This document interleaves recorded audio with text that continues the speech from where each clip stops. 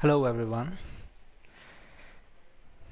good evening, welcome to today's quiz on cybersecurity. Let's wait for a few seconds for other people to join.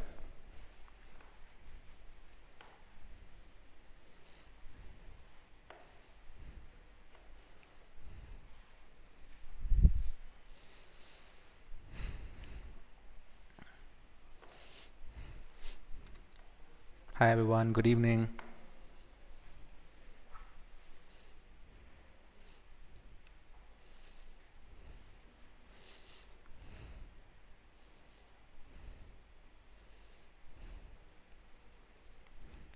Alright guys, let's get started on today's quiz on all things cybersecurity. We will be starting with a quiz soon, before which we'll take a small recap into the world of cybersecurity and see where the world is moving forward in regards to it.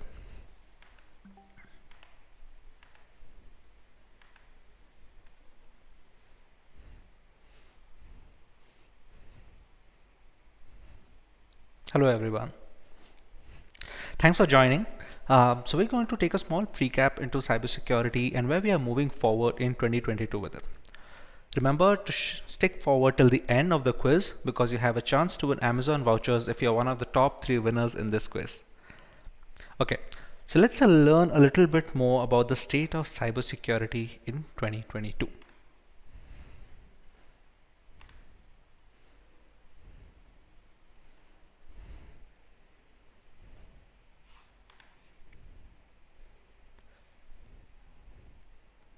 As the world becomes more virtual and data reliant, cyber threats have grown exponentially and it has become a major concern. According to India's Computer Emergency Response Team, 11.5 million cybercrime incidents occurred in India in 2021 alone. This endangers the country's critical infrastructure, including railways, airlines, power, communications, and other banking systems. Corporate threats are also incredibly common, as many businesses have vulnerable and private information data that can be compromised. Cybersecurity was never more important, and staying up to date with the latest trends can help keep a company's operation and sensitive data secure. We are all aware of the political tensions in Ukraine due to the military attacks launched by Russia. Beyond the battlefield, a different war had started on a virtual scale. Important key government websites, including those of the Senate, government, foreign ministry, and other state institutions, became unreachable on the same day that Russian forces entered Ukrainian territory. The Ukrainian offices were hit with a DDoS attack, which is a distributed denial of service attack, in which the servers are bombarded with bogus requests, overloading the infrastructure and causing it to fail. In addition to the military, Ukraine has mobilized its IT experts as a response to the Russian attacks. As per Reuters, the government asked volunteers to protect it from Russian hacking campaigns and plan their own attacks on key Russian IT infrastructure. Ukraine is also receiving assistance from Anonymous, a loosely structured global hacking organization that has declared virtual attack on the Russian regime. Until February 2026, several Russian government official websites were unreachable, allegedly due to the anonymous activist. Retaliatory cyber attacks were also launched on the website of Russian official web broadcaster RT, which is seen as propaganda in a lot of Western countries. While some may argue it's for a good cause, most of the problems are due to monetary reasons itself. According to IBM, the overall cost of a security breach in 2021 was $4.24 million. The greatest rise in the average overall cost of a data leak in 7 years, with a 9.8% increase. According to this research, the cost of data breaches has risen by 11.9% since 2015. In 2021, the average cost per record of a security breach also grew considerably. The average cost per breach in 2021 was $161 compared to $146 in 2020. From 2020 to 2021, this implies a 10.3% rise in the overall cost and the growth. However, there can be a certain explanation for this growth. We all know the impact of the pandemic. The COVID-19 outbreak ushered in a sea of change in corporate practices. Instead of working largely from the business headquarters, a far larger share of the workforce now works remotely, and this trend is expected to continue in the near future. As cybercriminals responded to and took advantage of new organizational IT operations, the COVID pandemic started a cyber pandemic. The increase of remote work turned employees' computers, frequently personal devices, into companies' first line of defense, while the rapid adoption of cloud services to serve the remote workplace and accomplish digital transformation goals opened up new vulnerabilities for cyber threat actors. Little has changed in the 2 years since the pandemic began. Many businesses continue to offer partly or entirely remote labor, and cloud use is only increasing. Companies are struggling to safeguard their platforms and protect businesses. Consumer data is at risk as hackers keep trying to take advantage of this fast IT transition's weaknesses and security holes. The biggest challenges for the upcoming year will revolve around the normalization of work culture worldwide to better facilitate security professionals in protecting their infrastructure. For now, we can only focus on securing our personal information against cyber threats in the best way we can. So now, let's start with our quiz on cybersecurity now that we have enough members on the stream. To take part in the quiz, it is highly recommended to use a mobile phone to visit the website www.mentimeter.com and use the code being shown on the screen right now. You can also use a different tab on your browser to take part in the quiz, but a live stream will be broadcasting the results as soon as the answers are given by the participants, so it is beneficial to have both the screens visible at the same time. Once you open the link, just wait for the quiz to start and be ready to answer the questions. The quicker you answer, the more points you get, so be sure to think fast and click faster.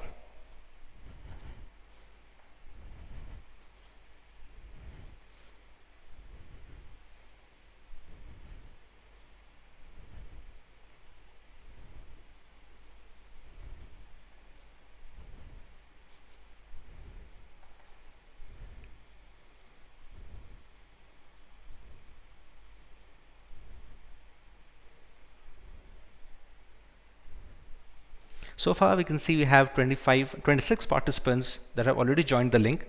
We can see there are approximately 70 members on the YouTube stream right now.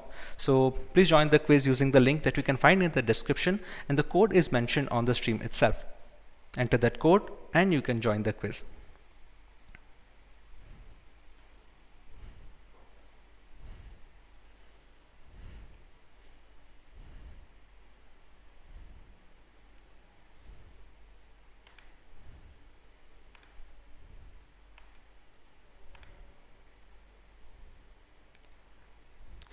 The quiz will start in 2-3 minutes once some more people have joined the quiz. Just 2-3 moments.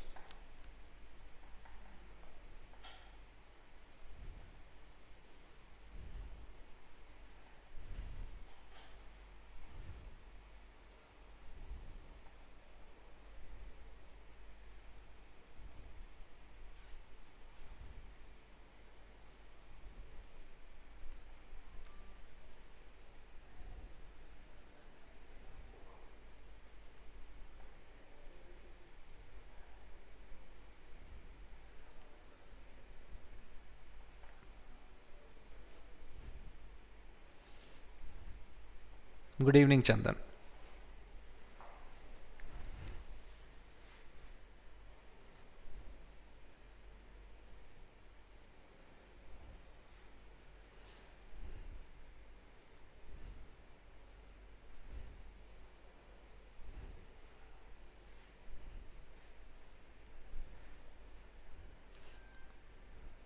Okay, so nearly 35 participants are already present. Just going to wait for a minute more, see how many people join, and then we can start the quiz. But be sure to stay till the end, because you can only get the Amazon vouchers if you stay till the end and you are on top or occupy the top 3 positions of the leaderboard.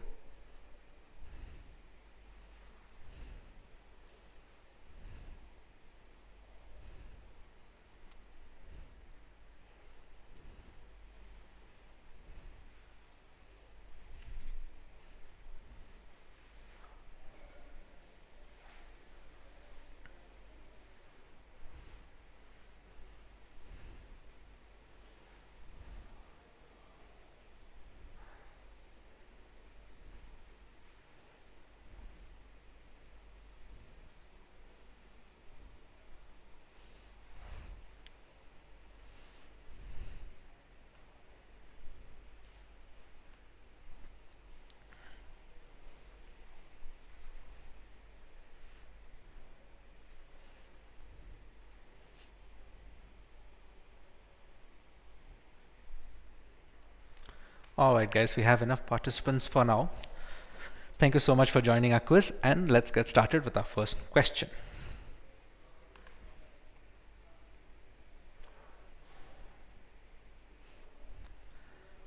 An American computer intelligence consultant who leaked highly classified documents from the NSA. Who is the person in the picture? Is it Bill Gates? Is it Edward Snowden? Or is it Julian Assange? The quicker you answer, the higher points you get. So make sure you answer quickly.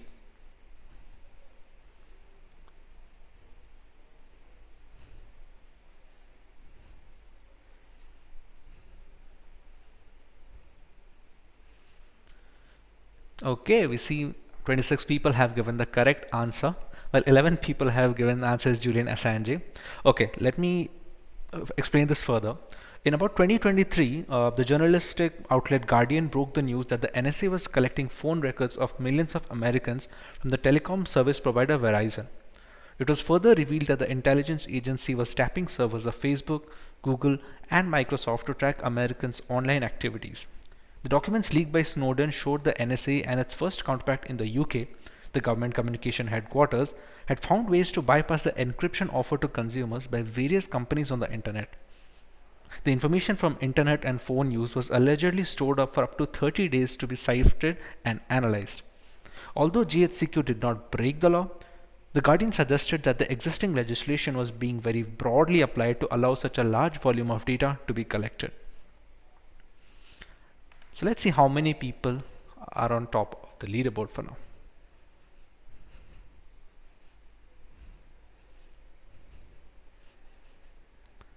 So the points have been assigned based on how quickly you had given the answer. So let's see how quickly we can see some new people that can go from the top to the bottom and vice versa. Let's get ready for the second question.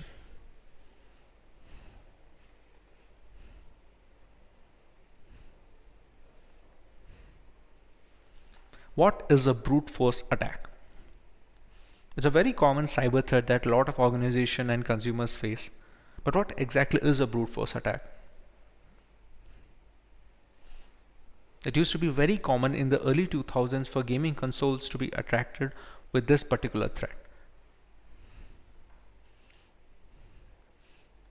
20 more seconds to go. For everyone that is giving the answers in the comments section, please go through the description of this YouTube stream and you can find a link. Just open that link and use the code that is being shown on the stream right now to start answering the questions.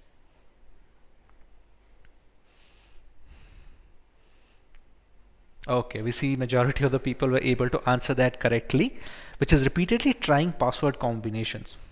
Okay, for those who are unaware, a brute force attack is a hacking method that uses trial and error to crack passwords, login credentials, and in general just encryption keys. It's simple, it's a reliable tactic for gaining unauthorized access to individual accounts and organization systems and networks. The hacker tries multiple usernames and passwords, often using a computer to test a wide range of combinations until they find the correct information. The most basic brute force attack is a dictionary attack, where the attacker works through a dictionary of possible passwords and then tries all of them. Dictionary attacks start with some assumptions about common passwords to try and guess it from the list in the dictionary. Computers are so fast that they can brute force decrypt a weak encryption hash very quickly. These kind of brute force attacks are known as an exhaustive key search, where the computer tries every possible combination of every possible character to find the right one. So let's see how has our leaderboard shaped up after the second question.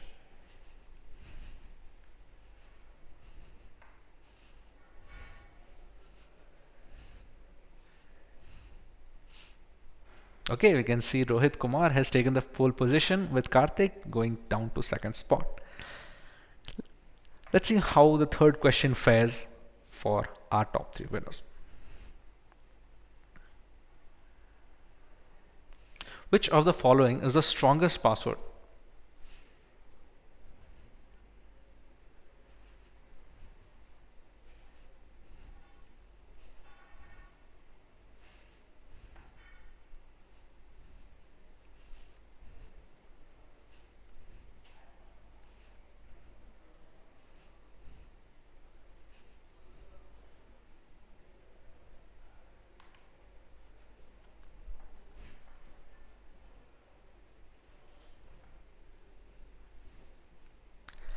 Okay, so a lot of people chose the second option, which is a random jumbled words of alphabets, characters, and numerics.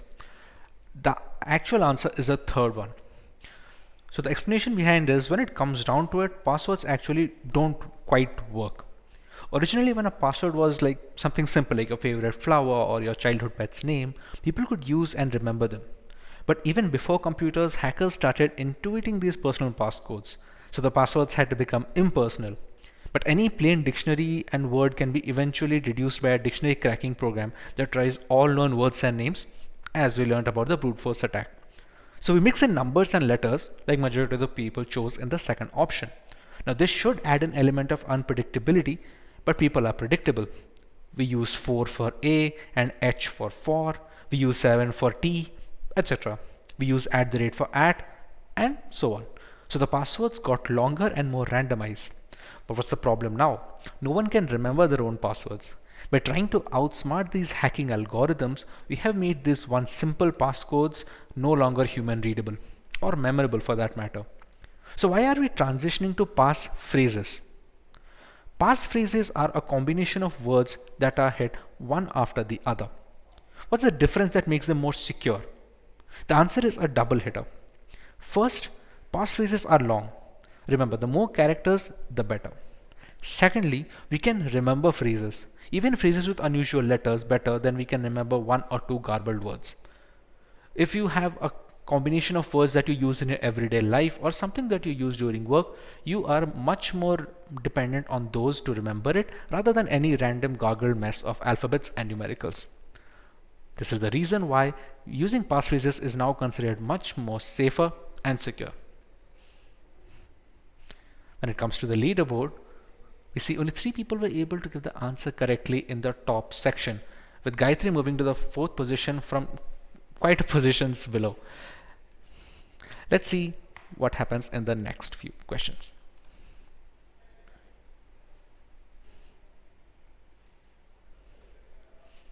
What does HTTPS signify on a website's URL?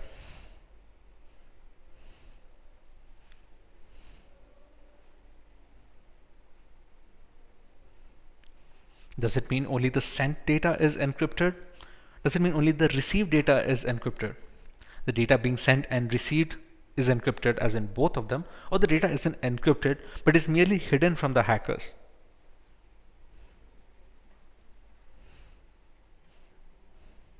I'm assuming this is the question where we're going to see a lot of shake-up in the leaderboard. Let's find out.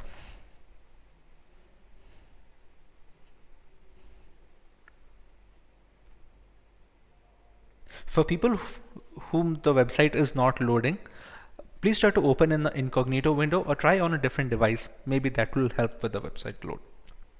Okay, we can see a lot of people were able to answer the question correctly, where it states that both the data being sent and received is encrypted. HTTPS inherently means Hypertext Transfer Secure Protocol and is used to establish a secure connection between you and the site that you visit. With HTTPS enabled, communications between a web browser and the web server, which is basically the server that hosts the website that you visit, gets encrypted by a secure certificate known as an SSL certificate. The encryption of this transmitted data helps prevent hackers from snipping your private information. Let's see how many people were able to answer that correctly, and it turns out quite a lot of people.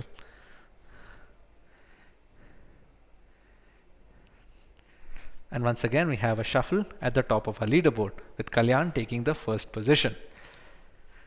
Let's see if people below like Wolfmeister, Gokul, Anup can answer quickly for the next few questions.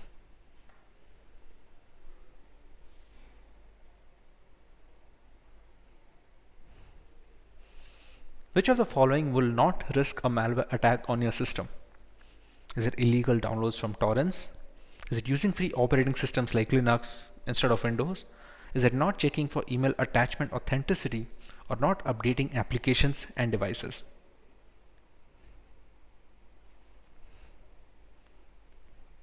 Once again, guys, I like to reiterate, to take part in the quiz, go to the video description, you'll find a link and you can see the code on the top of the screen. Use that link to take part in the quiz. The answers that are given in the comments section or the live chat section of our YouTube stream cannot be calculated and cannot be taken part as the scoring process. So please visit that link using a mobile phone or any other tab in your browser and you can take part in the quiz. 10 more seconds.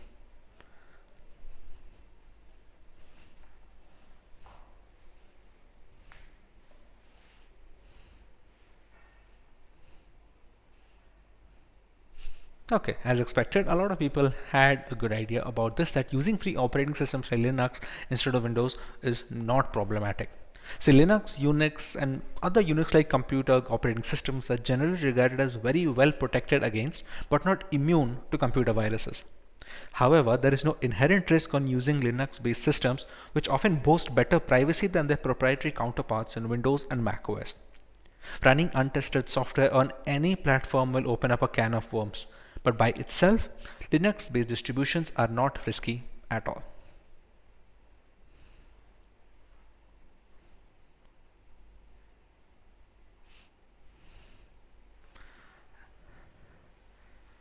Okay, it seems Gayatri has taken the first position by a pin thread. Okay, let's see if the people below can take up the first few positions in the next section of questions. If you have any questions regarding or any need clarification about any question, please write the same in the YouTube section and I'll answer them for you. Which of the following would most likely not be a symptom of a virus?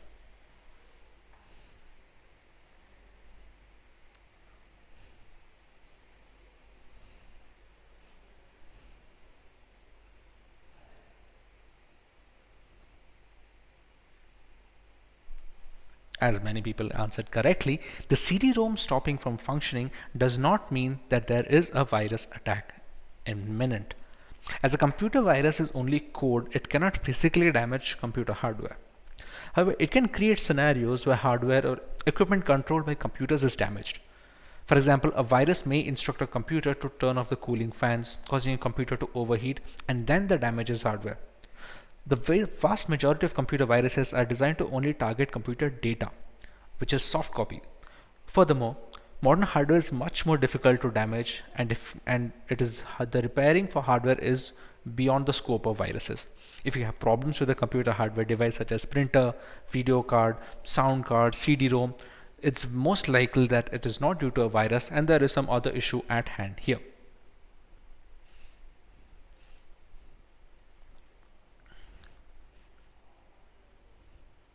And we can see Gokul falling down the leaderboard by 3 or 4 spots, while Gayatri has further solidified her position at the top by being the fastest to answer. It seems it's up to Kalyan and Anmol to take her spot at the leaderboard. Let's move on to the next one. A malicious program that disguises itself as desirable code while harming the system. Is it a Trojan, ransomware, rootkit, or a spyware?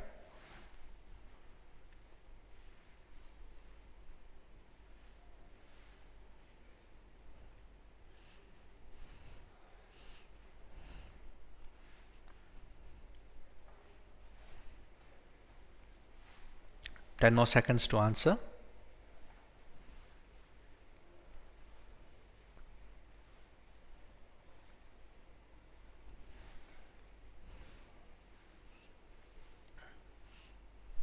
Alright, it seems majority of people have got it correct. And that is true. A Trojan horse or a Trojan is basically a type of malicious code or software that looks legitimate, but it can take complete control of your computer. A Trojan is designed to damage, disrupt, steal, or just in general inflict some other harmful action on your data or your network. It acts like a bona fide application or file to trick you. It's deceiving you into loading and executing the malware on your device. Once installed, it can perform the action it was originally designed for.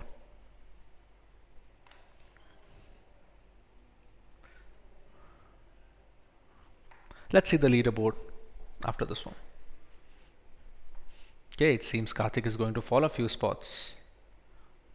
And he did. Okay, let's see what the next set does for the leaderboard. Let's move on to question 8. In computer security, Dash means that the information contained in a computer system can only be read by authorized people. Is it authenticity, availability, integrity, or confidentiality?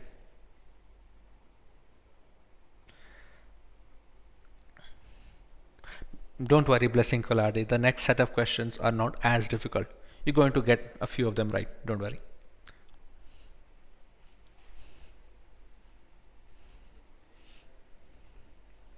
Thirty more seconds.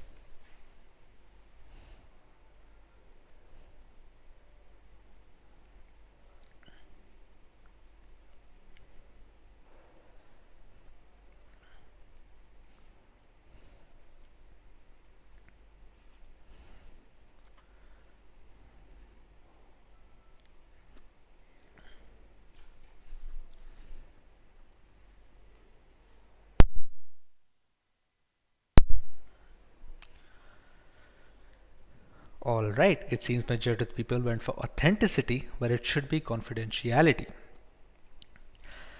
Confidentiality, integrity, availability. These are the three core components of the CIA triad. It's an information security model meant to guide an organization's security procedures and policy. It depends especially on confidentiality, which has to do with keeping an organization's data private. This often means that only authorized users and processes should be able to access or modify data. It seems a lot of people got this one wrong.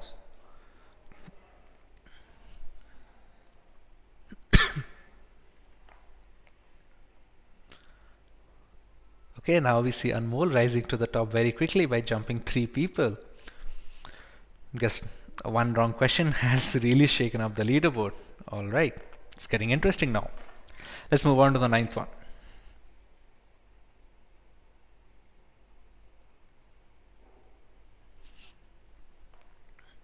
In 2020, a global supply chain hack crippled at least 18,000 systems, especially in the federal offices of the USA. Which attack was it? This attack has still having its effects till today. There are many systems that are being found out that were affected by this particular attack but were never discovered in the last 2 years.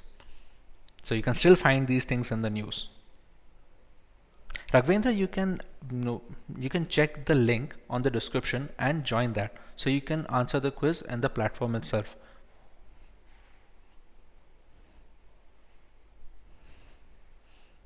Okay, it's a tie between WannaCry attack and SolarWinds, but yeah, SolarWinds is the correct answer, as can be seen. And that is true. SolarWinds was a major US technology firm and was the subject of a cyber attack that spread to its clients and went undetected for months, and at this point it has been years since its effects are still being felt. It was first reported in December.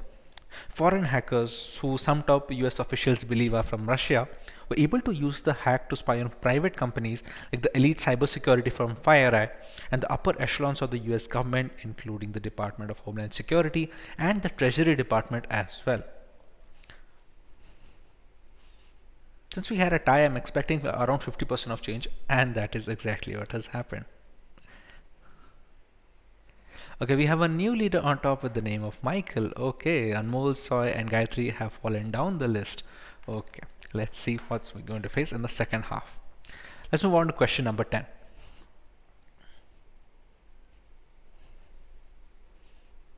Which of the following is not a factor in securing the environment against an attack on security?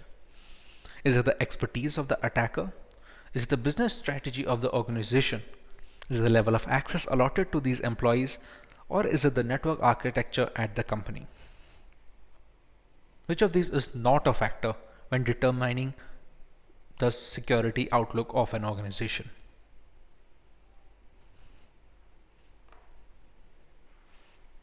It's a bit of a thinker, but you can get the right answer once you catch the right keyword.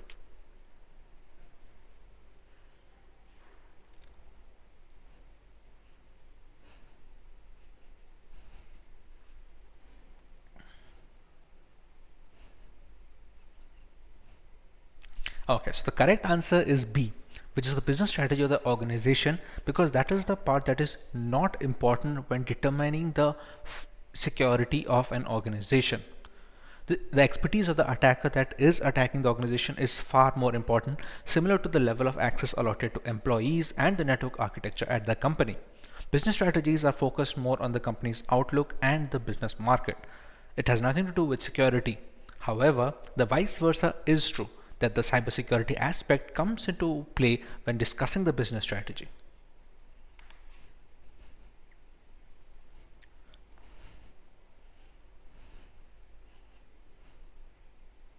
I think we are going to see a new leaderboard, and we did. Michael dropped down to 6th position.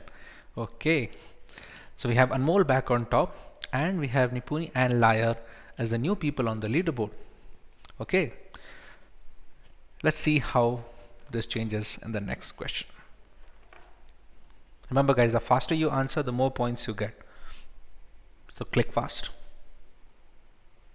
Which of the following cannot be used to detect a phishing email? Is it the extension of file attachment? That is, if it is available. Is the text in the email, or is it the hyperlinks mentioned in the email? Which of these cannot be used to detect the phishing email straight away?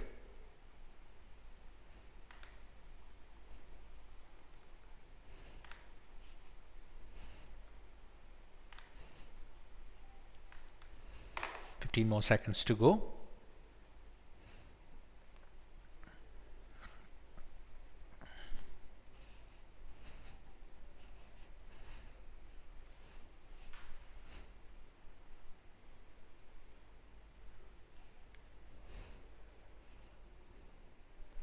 And as expected, many people gave the correct answer, which is the text in the email. The entire point of phishing attacks is to make sure that the text in the email is believable.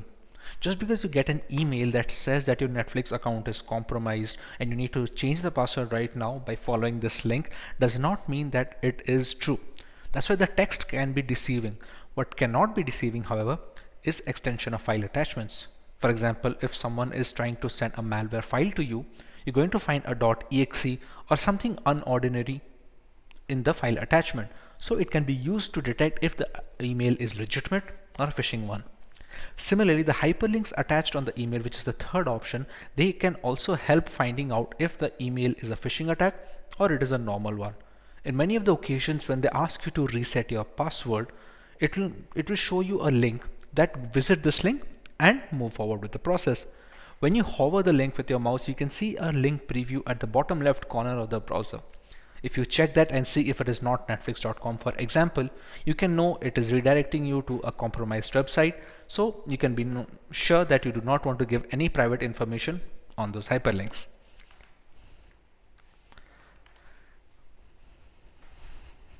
Let's see the leaderboard now. It seems Anmol is going to fall a few places.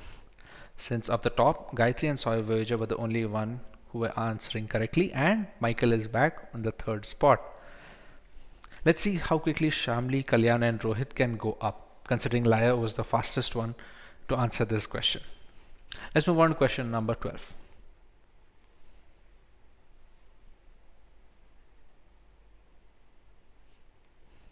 What is the best way to prevent social engineering attacks? Is it employee training and access control? Is it using network-wide firewalls, or increasing the number of personnel at entry points, something like the office and physical entry points basically, if you increase the personnel? Which of these is the best way to prevent social engineering attacks?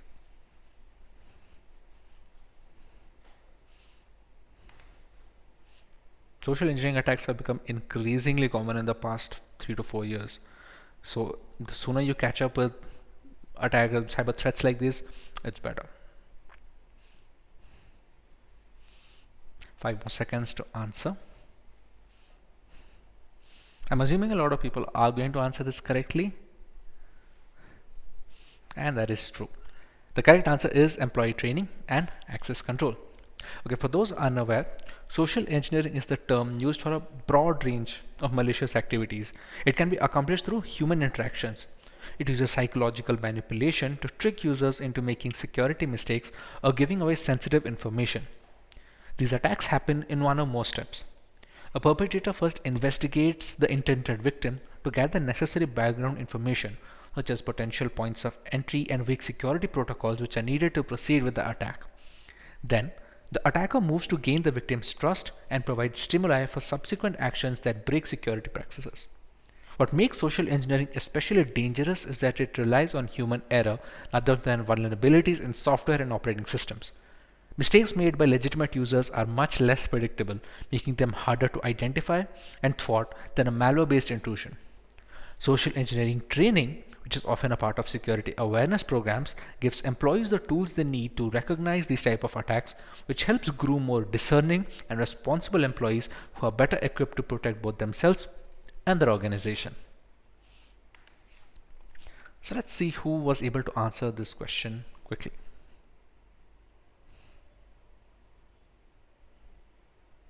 Okay, no one in the top few. Okay, Anmol was the one to answer the question the fastest, and I think this is the first time Soy Voyager is at the top.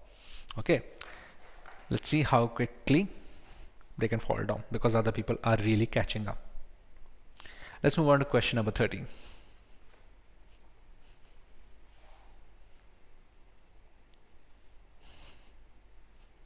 Programs that multiply like viruses but spread from computer to computer. Are they called malware, spamware, worm, or botnet?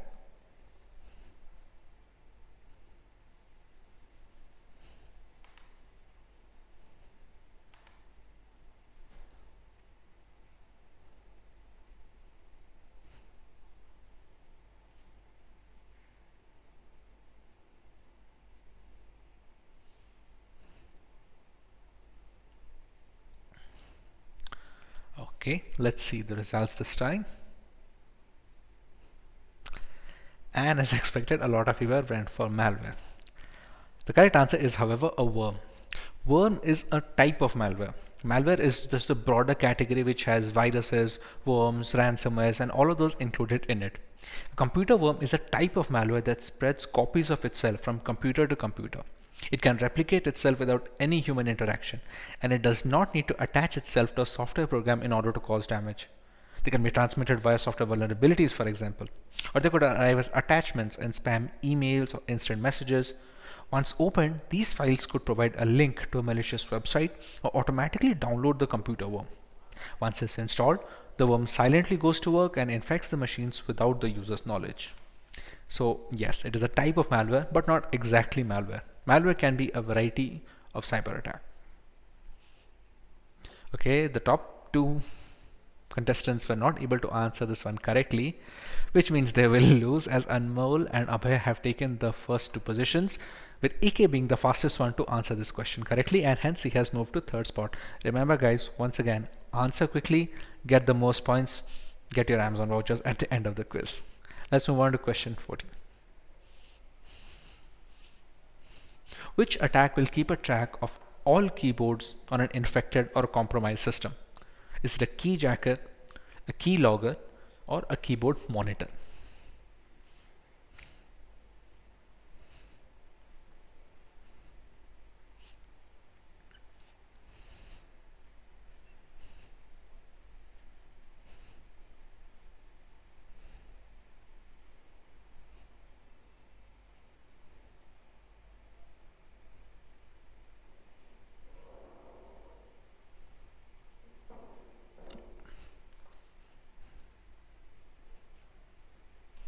As you can see, majority of people were able to answer this correctly, which is a keylogger. The keyloggers are a type of monitoring software designed to record keystrokes made by a user. It's one of the oldest forms of cyber threats, and these record the information you type onto a website, applications, documents, and they can be sent back to third parties as well. Criminals use these keyloggers to steal personal or financial information, such as banking details, which they can sell or use for profit. However, they also have legitimate uses within businesses to troubleshoot, improve user experiences, or monitor employees. This is not all bad, but law enforcement and intelligence agencies use keylogging for surveillance purposes as well, which is again a mixed bag depending on what kind of surveillance is being done.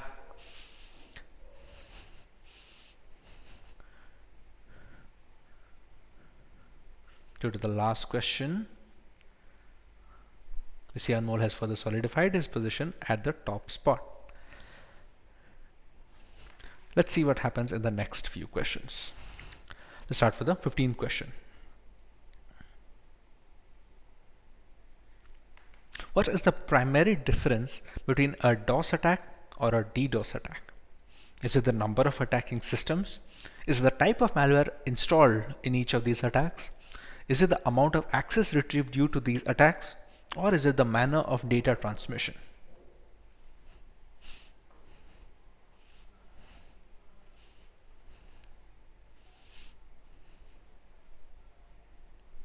Just for information, a DOS stands for a denial of service. I think that should help in answering better. 8 more seconds.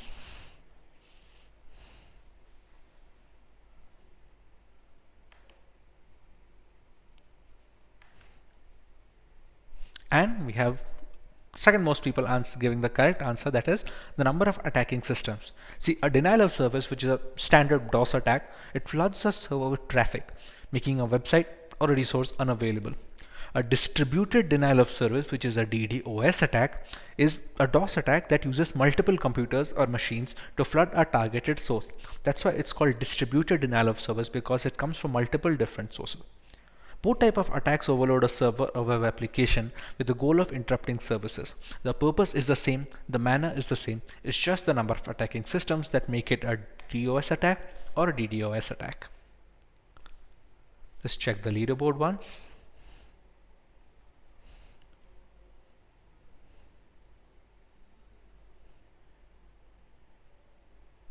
And we can see Michael go up to third position. Seems Gayatri has fallen a lot of spots from the first to the 8th. Let's move on to 16th question and see if she can reclaim her spot back. Which of the statements are not true when checking VPN system effectiveness? Is it the protocols used for tunneling the traffic? Is it whether they are protecting or providing site-to-site or remote access connections? Is it securing the network from bots and malware? Or is it the level of security provided for sending and receiving data privately? Remember, which of this is not true when it comes to VPN specifications or the advertisements for that matter? Because VPN have a lot of purposes, but one of these is not true, even though it may have been advertised in a particular commercial. For everyone who is giving the answers in the comments, please try to visit the link that is in the YouTube stream description. Once you open the link, you'll find the website asking you for a code, which you can see on top of the stream, which is 98853450. And once you join that, you can start answering the questions. Unfortunately, the answers given in the YouTube comment section cannot be taken into account when deciding the winners. So be sure to go to the link and give the answers correctly. Okay, so majority of the people have given the correct answer, which is securing the network and bots from malware. See, a VPN is a secure connection between two or more locations that allows you to communicate and transfer data. It will not protect you from malware. It can safeguard your device from potential man-in-the-middle attacks or DDoS attacks, since they both need an IP address to function. When using a VPN, you're using an IP address that is given by the VPN company. So you are safe at your own point. But when it comes to actual malware and its subsidiaries, there is virtually no VPN solution that can single-handedly protect your system. Having a dedicated antivirus software is the best way to shield your device from viruses and other cyber threats which do not need IP address to compromise a victim. Majority of people had this correct as expected. Okay, it seems three of our top 4 were not able to answer this one correctly, and they suffered since Michael has now taken pole spot. Let's move on to question number 17.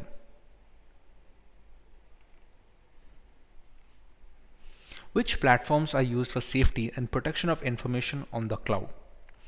Are the cloud workload protection programs? Are the cloud security protocols? Are those Amazon Web Services or AWS platforms? Or is it OneDrive cloud storage? Remember, this is not about protecting the cloud server. It's about protecting the data and the information that is stored on the cloud server, which can be hosted on any platform for that matter.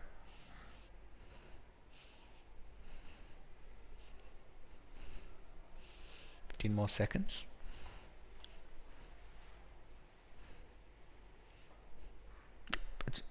It's been quite a few questions since you've seen some new names on the leaderboard, on the top 10 leaderboard, to be honest.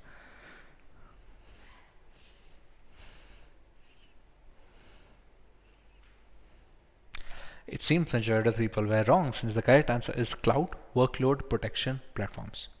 A cloud workload protection platform solution discovers workloads that exist within an organization's cloud-based deployments and on-premise infrastructure.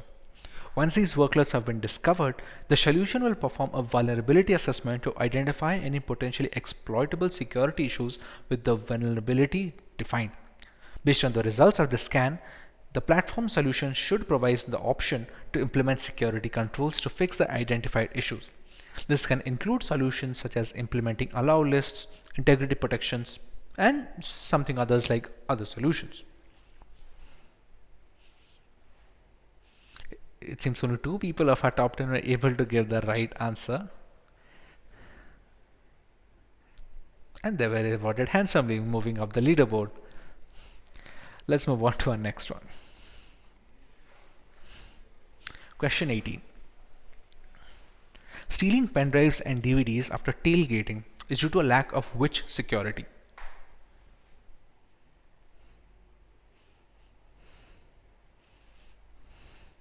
Is it network security, physical security, or it is wireless security?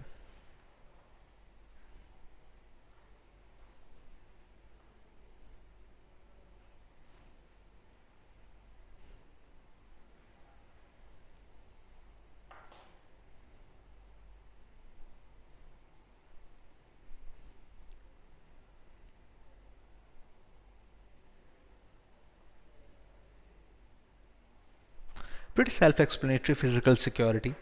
Physical security is the protection of personnel, hardware, software, networks, and data from the physical action and events that could cause serious loss or damage. This includes protection from fire, flood, natural disasters, burglary, theft, etc. While most of these are covered by insurance, physical security's prioritization of damage prevention avoids the time, money, and resources lost because of these events. Many people were able to answer correctly, and I'm expecting not a lot of changes in the leaderboard.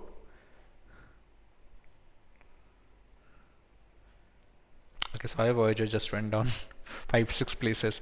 Okay, don't worry, sir. You'll get your chance in the next question.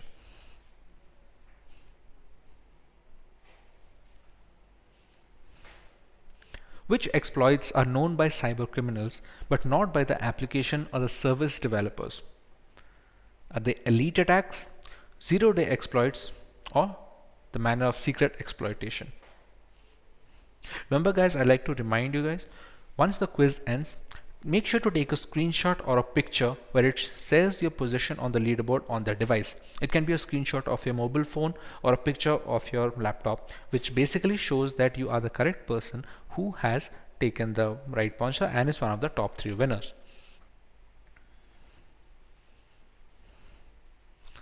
Majority of the people were able to answer correctly, which is zero-day exploits. A zero-day vulnerability or an exploit is a flaw.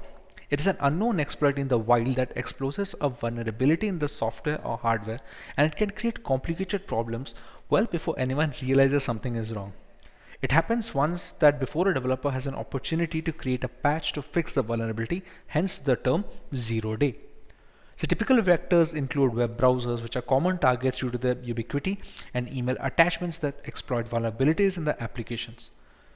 A related concept is zero-day malware, a computer virus for which specific antivirus software signatures are not yet available. So signature-based antivirus software cannot stop it. The ones like Norton, Kaspersky, Malwarebytes, etc. And we're going to see a lot of shuffling in the leaderboard this time, with Anmol regaining first spot, and I think we're seeing a new name in Kasun Jaisankar at the 10th position.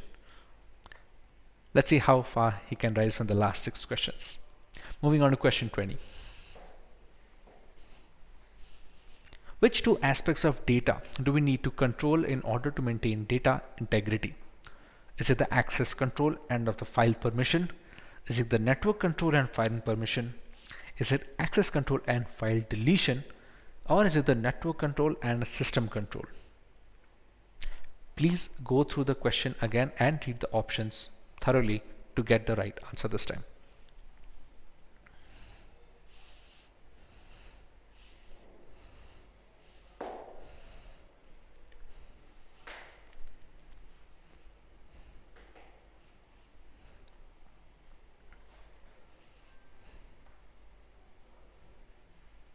Twenty more seconds to answer.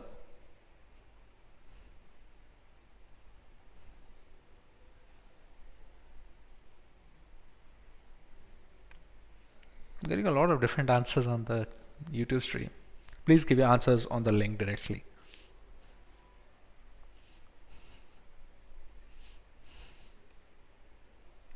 Okay, a lot of people were able to get the correct answer, which is access control and file permission.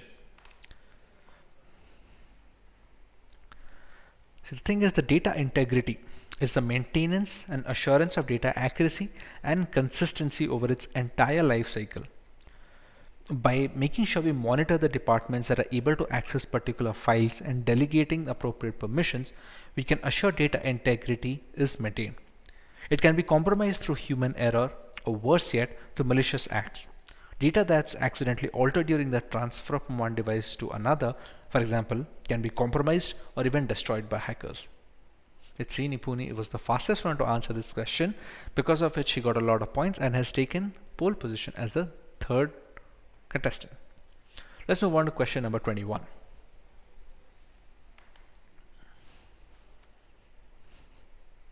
In symmetric encryption, what is the combination of keys used to encrypt and decrypt information?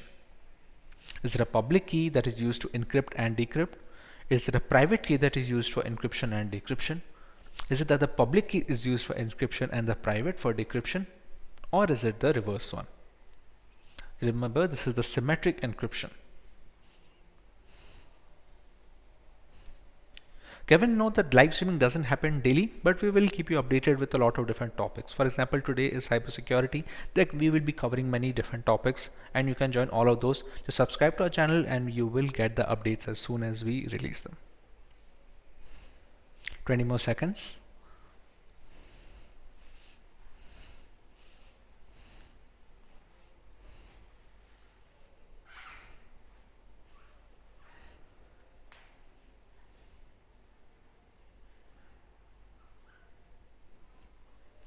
Nearly 50 people were able to answer. Only 13 people were able to answer correctly. Okay, so this is symmetric encryption. Symmetric encryption is also called secret key encryption or private key encryption, and it uses only one key. It's called a shared secret for both encrypting and decrypting. This is a simple, easy to use method of encryption, but there is one problem with it. The key must be shared between the sender and the recipient of the data. So a secure method of key exchange must be devised. That's how the symmetric encryption works, which is why it is called private key cryptography.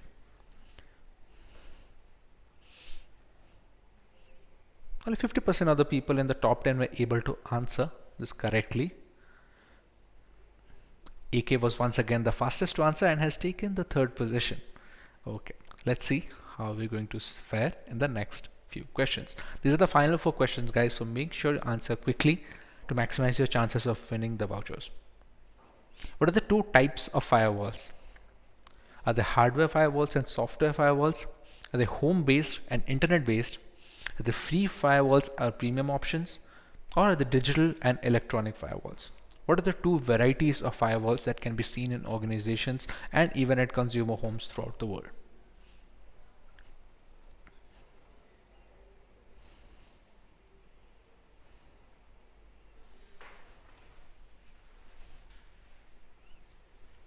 Ten more seconds.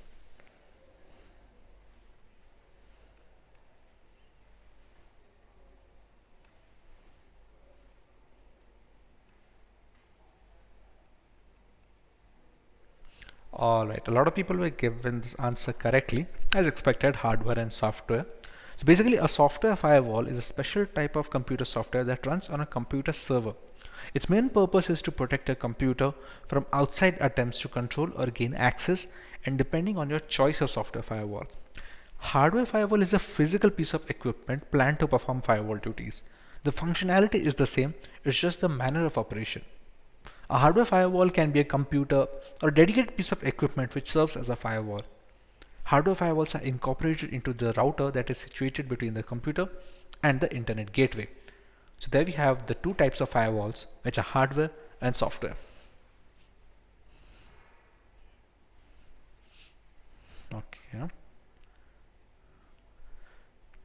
It seems there's very little gap between the first and second positions, and even the third ones for that matter. Let's see if anyone of the top 10 can catch up to them with the next 3 questions.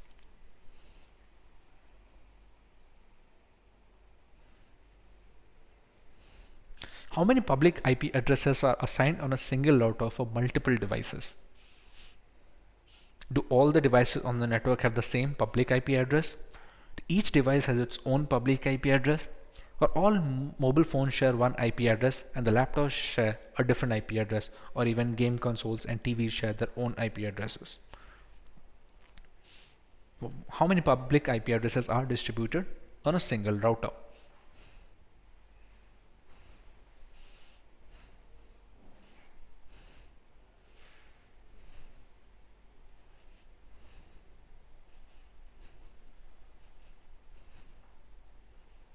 Twenty more seconds.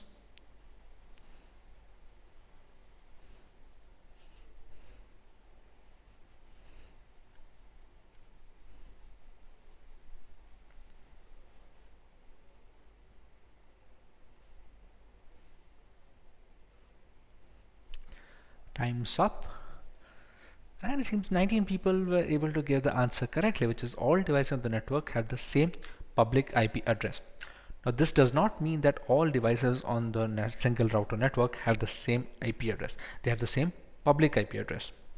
The internet service provider assigns you a unique public IP address to each device in your home. You would need an additional IP address every time you bought a new computer, tablet, smartphone, etc. So ISP provides a single one.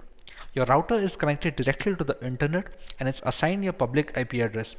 Now that may change over time, but at one particular point of time it will always be the same.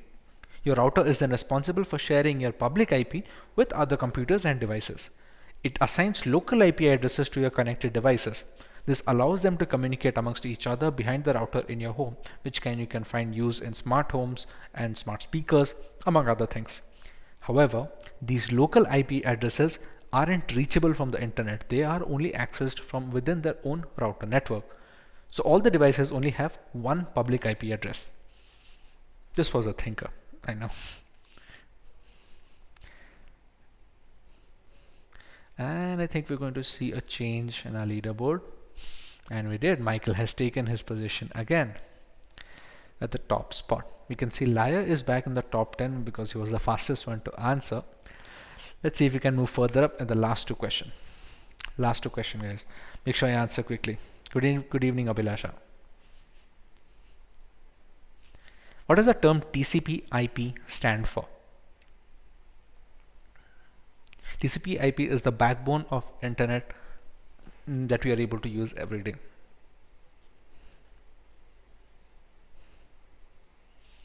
For anyone who is unable to join the link today or still wants to join, please check the description. You can find the link and you can use the code that is mentioned on top of the stream, which is 9885 and 3450.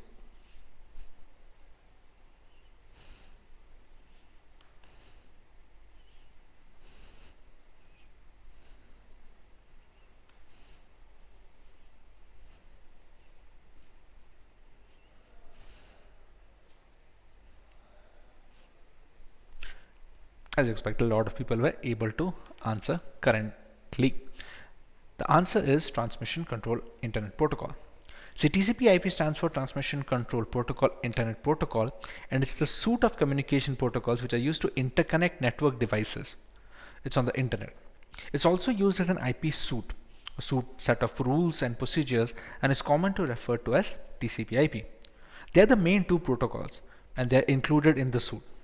The TCP/IP protocol suite functions as an abstraction layer between internet applications and the routing before the switching happens. As we move forward to the next question, I'd like to remind you guys that this is the last question.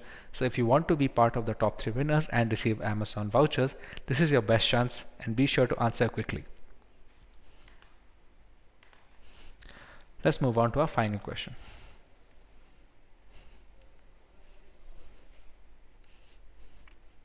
What is the safest way to store passwords? Is it saving in browser and syncing across devices while using the same account on multiple devices? Is it using a password manager?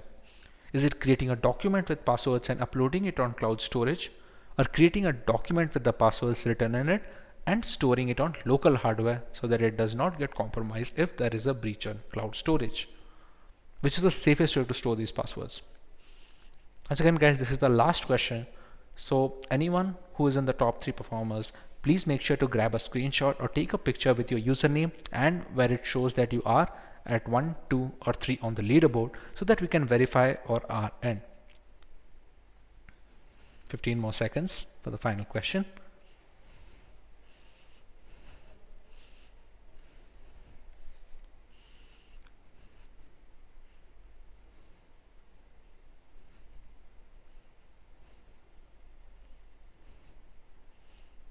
And a lot of people were able to give the correct answer, which is use a password manager.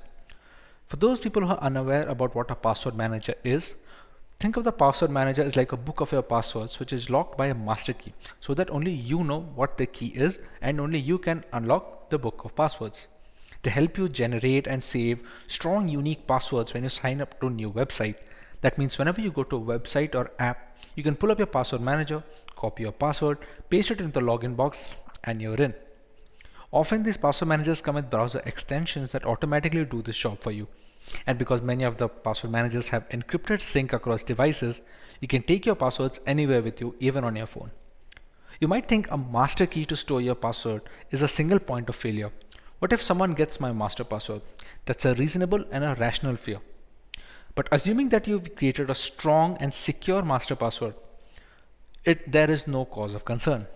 The master password must also be memorable and it should not have been used anywhere else. It makes a perfect way to protect the rest of your passwords from improper access. Plus, most password managers also come with additional protections like two-factor authentication or 2FA, meaning a determined hacker could not access a password manager with just your master password alone. So with that is the final question. Let's see how our final leaderboard has shaped up.